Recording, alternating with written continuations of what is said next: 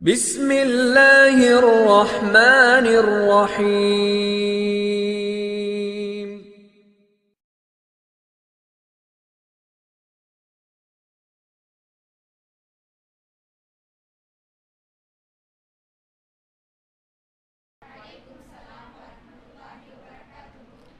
يا أيها الناس اتقوا ربكم الذي خلقكم من نفس واحدة وخلق منها زوجها وبث منهما رجالا كثيرا ونساء واتقوا الله الذي تساءلون به والأرحام إن الله كان عليكم رقيبا إن الحمد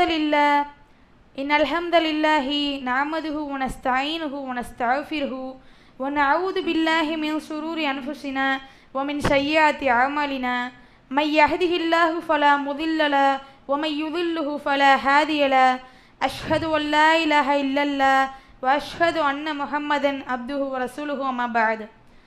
எல்லாம் வல்ல அல்லாஹ்வின் நல்லடியார்களே, இன்று உங்கள் முன் எனக்கு பேச கொடுக்கப்பட்டுள்ள தலைப்பு மனிதனின் மறுமை புலம்பல்கள். பெரும்பாலான முஸ்லிம்கள் இறை மார்க்கமான இந்த இஸ்லாத்தை ஏற்றிருந்தாலும் அதை சரியாக விளங்கி கொள்ளாத காரணத்தினால் இணை வைப்பின் பக்கமாகவும் பித்அத்தான காரியங்கள் பக்கமாகவும் மேலும் பல மூட பழக்க வழக்கங்கள் பக்கமாகவும் அவங்க மூழ்கி கிடக்கக்கூடியவர்களாக இருக்கிறாங்க. மேலும் அவர்களிடத்தில் போயிட்டு குர்ஆன் மற்றும் ஹதீஸ்தா மார்க்கம் அப்படின்னு சொல்லும் போதும் அவர்கள் இஸ்லாத்தின் மூலியமாக செய்கின்ற பல அன்னாச்சாரங்களை அவர்களிடத்தில் சுட்டி காட்டும் போதும் எந்த மாதிரி போகிறாங்க, இவங்களாம் புதுமையை கலப்புறாங்க, நம்ம இவ்வளோ நாளாக நம்மளுடைய மூதாதையர்களுடைய வழியை பின்பற்றிக்கிட்டு இருந்தோம், இவங்க ஏதோ புதுசாக சொல்கிறாங்கன்னு சொல்லிட்டு தன்னுடைய மனோ இச்சைகளுக்கு வளைவு கொடுத்து போகக்கூடியவர்களாக இருக்கிறாங்க. இன்னும் உண்மையை உணர்ந்த பிறகும் முன்னோர்களுடைய வழியை எப்படி நம்ம கைவிடுறது, நம்மளுடைய அண்டை வீட்டார்கள் நம்மளை பற்றி என்ன சொல்லுவாங்க, நம்மளுடைய உறவினர்கள் என்ன சொல்லுவாங்கன்னு சொல்லிட்டு இந்த மார்க்க விஷயத்தில் அல்லாஹ்வுடைய தூதரும் விதித்த அந்த மார்க்க விஷயத்தில் கட்டுப்படாமல் எல்லை மீறி நடக்கக்கூடியவர்கள் இருக்கிறாங்க. எப்படி இப்போ வரதட்சணையான கல்யாணத்துக்கு போகக்கூடாது அப்படின்னு சொல்லிட்டு இஸ்லாமிய மார்க்கம் சொல்லுது. ஆனால் இவங்க என்ன செய்வாங்க, என்னுடைய சொந்தக்காரல்ல பத்திரிக்கை வச்சுருக்காங்க, அவங்களுடைய கல்யாணத்துக்கு நான் எப்படி போகாமல் இருப்பேன், அவங்க என்னை கூப்பிட்டுட்டாங்க. சில பேர் என்ன செய்வாங்கனாக்கா, நான் போக மாட்டேன் ஆனால் என்னுடைய மனைவி பிள்ளைகளை அனுப்பி வைக்கிறேன் அப்படின்னு சொல்லக்கூடியவர்களாக இருப்பாங்க. இந்த மாதிரி உறவினர்களுக்காகவும் அண்டை வீட்டாருக்காகவும் தன்னுடைய மார்க்கத்தையே தூக்கி எறியக்கூடிய பெண்களையும் இன்று நம்ம காணக்கூடியவர்களாக இருக்கும். மேலும் இந்த ஒரு தன்னுடைய மனோ இச்சைகளின் மூலியமாக சத்திய கருத்துக்களை மறுக்கக்கூடியவர்களையும் இன்று நம்ம பார்க்குறோம். இந்த மாதிரி பல வகையான இதை கட்டுப்பாடுகள் இஸ்லாம் நமக்கு விதிச்சிருக்கு. இந்த உலகத்தில் ஒரு மீனானவன் இப்படியெல்லாம் வாழணும், இப்படியெல்லாம் வாழக்கூடாது அப்படின்னு சொல்லிட்டு நம்ம சொல்லி கொடுத்துருக்கு. அந்த வரம்புகளை எல்லாம் மீறின அவங்களுடைய புலம்பல்கள் மறுமை நாளில் எப்படி இருக்கும் அப்படின்றத நம்ம இந்த உரையில் இன்ஷா அல்லாஹ் பார்ப்போம். ஃபஸ்ட்டு இறை தூதர்களையே பின்பற்ற வேண்டும். அதாவது இறை செய்தியின் அடிப்படையில் அல்லாஹ்வின் தூதர் ஸல்லல்லாஹு அலைஹி வஸல்லம் அவங்க நமக்கு வாழ்ந்து காட்டிட்டு போயிட்டாங்க. அவங்க தன்னுடைய கருத்தை தெரிவிக்கல மக்கள்கிட்ட. இப்போ ஒரு தூதர் இருக்காருனாக்கா நம்ம எப்படி நம்பிக்கை கொள்வோம், இறைவன் அவங்களுக்கு வகி அனுப்பியிருக்கணும், இறைவன் சொன்ன செய்தியை அவங்க சொல்லியிருக்கணும், அப்போ நம்பிக்கை கொள்வோம். அவங்க தானாக எதையாச்சும் அவங்களுடைய மனோ இச்சையின் போன போக்கில் அந்த செய்தியை சொன்னால் நம்பிக்கை கொள்வோமா? கொள்ள மாட்டோம். அதே மாதிரி தான் அல்லாஹ்வின் தூதர் ஸல்லல்லாஹு அலைஹி வஸல்லம் அவங்க அல்லாஹ் சொல்லி கொடுத்தபடி நமக்கு இந்த மார்க்கத்தை என்ன பண்ணிட்டாங்க, எடுத்து கொடுத்தது மட்டும் இல்லாமல் அந்த மார்க்கமாகவே வாழ்ந்து காட்டிட்டு போயிட்டாங்க. அவர்களுடைய வழிமுறைகளை நம்ம பின்பற்றி வாழ்ந்தோம் அப்படின்னாக்கா நமக்கு வெற்றி கிடைக்கும். எனக்கு அவங்க சொல்லி தந்த அந்த அமல்படி நம்ம அமல் செய்தால் தானே மறுமையில் அது ஏற்றுக்கொள்ளப்படும். உனக்குன்னு ஒரு தூதரை அனுப்பினனே, அவர் சொன்னபடி நீ செயல்பட்டியான்னு சொல்லிட்டு அல்லாஹ் தஆலா நம்மளை கேட்பானே. அப்படி கேட்கும் போதே அந்த அமல்கள் ஏற்றுக்கொள்ளப்படணும்னாக்கா அல்லாஹ் சொன்னபடியும் அல்லாஹுடைய தூதர் சொன்னபடியும் அதை நாம் அமைத்திருக்க வேண்டும் முதல்ல.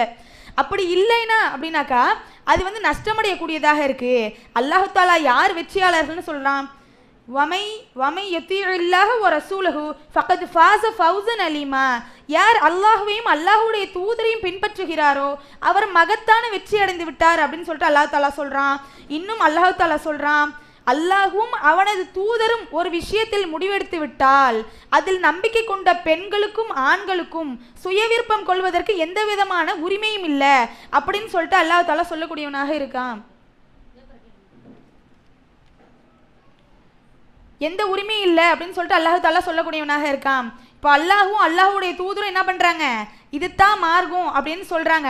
அப்படி சொல்லும் போது இந்த மார்க்கத்தில் வந்து சுய விருப்பம் கொள்றதுக்கு, அதாவது இந்த மார்க்கத்து விஷயத்தில் எனக்கு இது பிடிக்கல, அதனால நான் இந்த மாதிரி செஞ்சுக்கலாமா அப்படின்னு சொல்லிட்டு சுய விருப்பம் கொள்கிற அந்த உரிமையை மார்க்கம் நமக்கு என்ன பண்ணலை, கொடுக்கல. மேலும் பெரும்பாலான மக்கள் இந்த வசனத்தையே அறியாமல், அதாவது அல்லாஹ் இதெல்லாம் குரானில் சொல்லியிருக்கானா, ஹதீஸ் இப்படியெல்லாம் இருக்கா அப்படின்றத அவங்க அறியாமல் என்ன பண்ணிக்கிட்டு இருக்காங்க அப்படின்னாக்கா, ரசூல்லாவுடைய சொல் செயல் அங்கீகாரம் அதற்கெல்லாம் மாறுபட்டு சஹாபாக்களை பின்பற்றக்கூடிய ஒரு கூட்டமும் இன்னைக்கு இருக்கு. இன்னும் பார்த்தோம் அப்படின்னாக்கா சாஃபி, ஹனஃபி, மத்ஹபி, ஹம்பலி அப்படின்னு பல இமாம்களுடைய இதை வந்து பின்பற்றக்கூடியவங்களும் வந்து நிறைய பேர் இருக்கக்கூடியவர்களாக இருக்கிறாங்க. ரசூல்லாவுடைய சொல் செயல் அங்கீகாரம்னா என்ன, ஒரு மனிதர் செஞ்சிருப்பாங்க, அதுக்கு எந்த தடையும் ரசூல்லா விதிச்சிருக்க மாட்டாங்க. மேலும் ரசூல்லாவே ஒரு செயலை சொல்லியிருப்பாங்க, செயலை செஞ்சிருப்பாங்க, இல்லைனாக்கா சொல்லியிருப்பாங்க. இந்த மாதிரி அங்கீகாரம் கொடுக்கப்பட்டதை தான் அவங்களுடைய வழித்தோன்றல் என்ன பண்ணணும், பின்பற்றக்கூடியவர்களாக இருக்கணும். ஆனால் இவங்கெல்லாம் என்ன பண்ணுறாங்க, ரசூல்லா இல்லாமல் நபித்தோழர்களும் அவங்கள பின்பற்றி வாழ்ந்தவங்க தானே, அவங்க சொன்னதும் ஒரு மார்க்கம் தானேன்னு சொல்லிட்டு அவர்களை பின்பற்றக்கூடியவர்கள் பாதி பேராகவும், இந்த மாதிரி சாஃபி, ஹனஃபி, ஹம்பலி இந்த மாதிரி இமாம்களை பின்பற்றக்கூடியவர்களாகவும் இருக்கிறாங்க.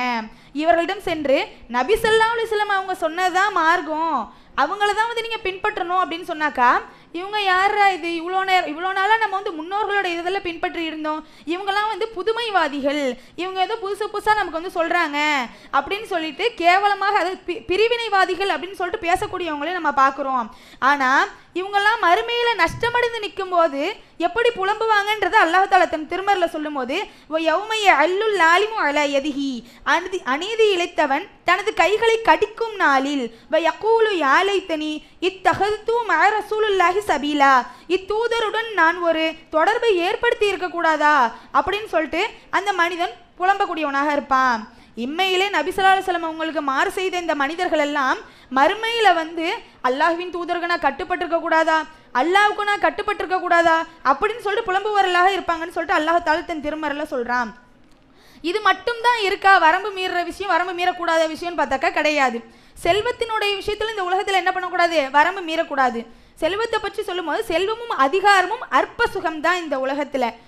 இந்த உலகத்தில் நம்மளை அல்லாஹ் எதுக்காக படைச்சிருக்கான், நம்ம வந்து வணங்குவதற்காக அல்லாஹ் தஆலா படைக்கக்கூடியவனாக இருக்கான். மேலும் நம்மளை வணங்குவதற்காகவே படைத்திருந்தாலும் நமது வாழ்க்கையை அலங்கரித்துக் கொள்வதற்காக குடும்பம், சொத்து, அதிகாரம் இதை போன்ற பதவிகள்லாம் அல்லாஹ் தஆலா தரக்கூடியவனாக இருக்கான். அல்லாஹ் தஆலா வந்து தன் திருமறையில் இதை பற்றி சொல்லும்போது, அல் மாலு வல் பனூன ஸீனத்துல் ஹயாத்தி துன்யா, செல்வமும் பிள்ளைகளும் இவ்வுலகின் அலங்காரம் அப்படின்னு சொல்லிட்டு அல்லாஹ் தஆலா சொல்லக்கூடியவனாக இருக்கான். அல்லாஹ் என்ன சொல்கிறான், வணங்குறதுக்காக மட்டுமே தான் உன்னை படிச்சிருக்கேன் அப்படிங்கிற. வணங்குறதுக்காகனா சில மக்கள் என்ன நினைக்கிறாங்க, தொழுகை மட்டும்தான் ஒரு வணக்கம் அப்படின்னு சொல்லிட்டு நினைக்கிறாங்க. அப்படிலாம் இல்லை. இந்த உலகத்தில் அல்லாஹ் வந்து நீ இதெல்லாம் சாப்பிடணும், இந்த உடையெல்லாம் அணியணும், இந்த உடையெல்லாம் அணியக்கூடாது, இதெல்லாம் சாப்பிடக்கூடாது அப்படின்னு சொல்லிட்டு சில விஷயங்களை ஹலாலாக்கி ஹராமாக்கி இருப்பான். அந்த விஷயங்களை தவிர்த்துக்கிறது என்னதுதான் ஒரு வகையான வணக்கம் தான். அப்போ ரெண்டுத்துலையுமே அல்லாஹ் என்ன பண்ண சொல்கிறான், கடைபிடிக்க சொல்கிறான். நீ உன்னுடைய உலக வாழ்க்கையிலையும் கவனத்தை செலுத்து, நீ எனக்கும் நன்றி செலுத்து அப்படின்னு சொல்கிறான். ஆனால் இந்த மக்கள் என்ன பண்ணுறாங்க, உலக வாழ்க்கையிலையும் அதன் கவர்ச்சியின் பக்கம் மட்டும் நோக்கி செல்லக்கூடியவர்களாக இருக்கிறாங்க.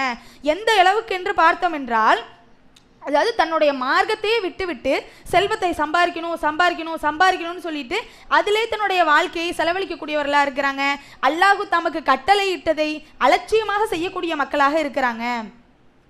இந்த மாதிரிலாம் செய்யக்கூடியவர்களாக இருக்காங்க. சில பேர் இந்த பணத்துக்காக என்ன பண்ணுவாங்க அப்படின்னாக்கா, இஸ்லாமியராக தான் இருப்பாங்க, பெயருக்கு இஸ்லாமியராக இருப்பாங்க. கெட்ட விஷயங்களை எல்லாம் ஈடுபடக்கூடியவர்களை நம்ம எவ்வளவோ இந்த காலத்தில் பார்த்துக்கூடியவர்களாக இருக்கோம். மேலும் இந்த அற்ப சுகங்களில் மூழ்கியோரின் புலம்பல் மறுமை நாளில் எப்படி இருக்கும்னு சொல்லிட்டு அல்லாஹ் தஆலா சொல்கிறான், யாலைத்தஹா கேனத்தில் காவியா, இது முன்பே முடிந்திருக்க கூடாதா, ம அகுனா அன்னி மாலியா, எனது செல்வம் எனக்கு பயனளிக்கவில்லையே, ஹலக்கே அன்னி சுல்தானியா, எனது அதிகாரமும் எனக்கு பயனளிக்கவில்லைன்னு சொல்லிட்டு அந்நாளில் புலம்பக்கூடியவனாக இருப்பான். இம்மையில் எதற்காக இறை மார்க்கத்தையும் இஸ்லாமிய போதனையும் அவன் மறுத்தானோ, மறுமையில் அதை அவனை காப்பாற்றலை, அதுக்காக என்ன பண்ணுறான், அவன் புலம்பக்கூடியவனாக இருக்கான். மேலும் இந்த உலகத்தில் வரம்பு மீறுதல் அப்படின்றது கூடாது. நபி ஸல்லல்லாஹு அலைஹி வஸல்லம் அவங்க வந்து இன்பமான இந்த உலகத்தை பற்றி எவ்வளவோ மக்களுக்கு வந்து எச்சரிக்கை செஞ்சுருக்காங்க. பல நபிமொழிகளில் என்ன செஞ்சுருக்காங்க, எச்சரிக்கை செஞ்சுருக்காங்க. இந்த உலகம் வந்து பசுமையானது, இனிமையானது, இந்த உலகத்தில் உள்ள செல்வத்தை நீங்கள் இப்படி பயன்படுத்தினா நீங்கள் சொர்க்கத்துக்கு போவீங்க, இந்த மாதிரி பயன்படுத்தினா நீங்கள் நரகத்துக்கு போவீங்கன்னு சொல்லிட்டு நிறைய நபிமொழிகள் நம்ம கேட்டிருக்கோம். அதே மாதிரி தான் அல்லாஹ் ஸல்லல்லாஹு சொல்கிறாங்க, அத்துன்யா சிஜ்னுல் முஃமினின் வ ஜன்னத்துல் காஃபிரின், இந்த உலகம் வந்து எப்படியாப்பட்டது, காஃபிர்களுக்கு சொர்க்கச்சோலையை போன்று இருக்குமா, ஆனால் ஒரு முஃமினுக்கு எப்படியாப்பட்டதாக இருக்கும், சிறைச்சாலையை போன்றதாக இருக்கும் அப்படின்னு சொல்லிட்டு அல்லாஹ் ஸல்லல்லாஹு சொல்கிறாங்க. இப்போது இந்த வெளி உலகத்தோடு ஒப்பிட்டு பார்ப்போமே, இந்த சிறைச்சாலையை எப்படி இருக்கும்? உணவுலையும் சரி, உடையிலையும் சரி, இருக்கக்கூடிய இருப்பிடங்கள்லையும் சரி, பழகக்கூடிய மக்கள்லையும் சரி, நிறைய வேறுபாடுகளையும் நிறைய கட்டளைகள் என்ன பண்ணியிருப்பாங்க? சிறையில் போட்டிருப்பாங்க. அதே மாதிரி தான் இறைவன் முஸ்லீம்களுக்கு என்ன பண்ணுறான்? வட்டி வாங்கக்கூடாது, வரதட்சணை வாங்கக்கூடாது, மது குடிக்கக்கூடாது, மோசடி பண்ணக்கூடாது, அந்த மாதிரி நிறைய கட்டுப்பாடுகளையும் வரம்புகளையும் இஸ்லாத்தில் ஒரு முஸ்லீமான இருக்கணும்னாக்க நீ இதெல்லாம் கடைபிடிக்கணும் அப்படின்னு சொல்லிட்டு அல்லாஹ் தாலா வந்து நமக்கு போடக்கூடியவனாக இருக்கிறான். ஆனால் இந்த விஷயத்தில் இவங்கெல்லாம் எப்படி இருக்காங்க இந்த மக்கள் அப்படின்னாக்கா, மாற்று மத கலாச்சாரத்தையே மிஞ்சும் அளவிற்கு இருக்கிறாங்க. பிறந்த நாள் கொண்டாடுறது, இன்னும் பல கல்யாணத்தில் பார்த்தோம்னாக்கா பல திருமண கூத்துகள் நடக்கக்கூடியதாக இருக்கும். மாற்று மத கலாச்சாரத்தில் என்ன செய்கிறாங்களோ அது என்ன பண்ணுவாங்க? அப்படியே செய்வாங்க. கொஞ்சம் கூட மாற்றம் இல்லாமல் இன்னும் அவர்களை மிஞ்சும் அளவுக்கெல்லாம் செய்யக்கூடியவர்கள் இருக்கிறாங்க. இந்த மாதிரிலாம் செய்யக்கூடியவர்கள் இருக்கிறாங்க. இவர்களிடத்தில் இவையெல்லாம் இஸ்லாமிய மரபுக்கு அப்பாற்பட்டது, இதை நீங்கள் செய்யாதீங்க அப்படின்னு சொன்னோம்னாக்கா, இஸ்லாமிய மரபுனா முதல்ல என்ன? அல்லாஹும் அல்லாஹுடைய தூதர் சொன்னபடி நடக்கிறது தான் இஸ்லாமிய மரபு, அதுதான் மார்க்கம். அதை மீறி செஞ்சாங்க அப்படின்னாக்கா அது இஸ்லாமிய மரபுக்கு அப்பாற்பட்டது அப்படின்னு சொன்னாக்கா, இவங்களுக்கு இதெல்லாம் பற்றி என்ன தெரியும், சொல்ல வந்துட்டாங்க அப்படின்னு சொல்லிட்டு சொல்லக்கூடியவர்களும் இன்று இருக்கிறாங்க. ஆனால் மரணம் எப்போ வேணாலும் வரலாம்ல. இன்னைக்கு இவங்க இப்படி சந்தோஷமாக இருக்காங்க. மரணம்ன்றது எந்த நொடியில் வேணாலும் ஒரு மனிதனுக்கு நிகழக்கூடியதாக இருக்குது. அப்படி அந்த நேரம் வரும்போது அல்லாஹ் தாலா சொல்கிறான், அல்லாஹ்வின் சந்திப்பை பொய்யென கருதியவன் நஷ்டம் அடைந்து விட்டான். திடீரென நேரம் வரும்போது என்ன சொல்லுவான்? மறுமை நாள் அவனுடைய புலம்பல் எப்படி இருக்குன்னு சொல்லிட்டு அல்லாஹ் சொல்லி காட்டுறான். காலு ய ஹசர்த்தனா, எங்களுக்கு கேடு ஏற்பட்டு விட்டது, அலாம ஃபர்ரத்னா ஃபீஹா, அதில் வரம்பு மீறி நடந்து கொண்டதால், எதில்? உலகில் வரம்பு மீறி நடந்து கொண்டதால் எங்களுக்கு கேடு ஏற்பட்டு விட்டது அப்படின்னு சொல்லிட்டு சொல்லக்கூடியவனாக இருப்பான். எனவே எல்லாம் வல்ல அல்லாஹ்வின் நல்லடியார்களே, இந்த மனிதன் மறுமை நாளில் எப்படியாப்பட்ட புலம்பக்கூடியவனாக இருக்கான்? தங்கள் பூமிக்கு மீண்டும் அனுப்பப்பட மாட்டோமா, மீண்டும் பூமிக்கு அனுப்பப்பட்டு ஒரே ஒரு அவகாசத்தை அல்லாஹ் எனக்கு தா அல்லா, இன்னமும் நீ சொன்னபடி உன்னுடைய தூதர் சொன்னபடி நான் நடந்துக்கிறேன் அப்படின்னு சொல்லிட்டு அவன் கெஞ்சக்கூடியவனாக இருப்பான். ஆனால் படிப்பினை எவ்வாறு பயனளிக்கும்னு அல்லாஹ் தாலா சொல்கிறானே. எனவே இந்த வசனங்கள் எல்லாம் அல்லாஹ் நமக்கு எதற்காக காட்டுறான்? நம்ம நாளைக்கு எந்த தவறுகளையும் விழுந்துடக்கூடாது, நம்ம நாளைக்கு வந்து சொர்க்கம் செல்லணும் அப்படின்றதுக்காக மறுமையை பற்றி அதிகமாக எச்சரிக்கக்கூடியவனாக இருக்கான். எனவே இதை சிந்தனையில் கொண்டு ஈர உலகிலும் வெற்றி பெறக்கூடிய நன்மக்களாக உங்களையும் என்னையும் அல்லாஹ் ஆக்கி அருள் புரிவானாக. வாஹிர் தவான் அல்ஹம்துலில்லாஹி ரப்பில் ஆலமீன். அஸ்ஸலாமு அலைக்கும் வரஹ்மத்துல்லாஹி வபரகாத்துஹு.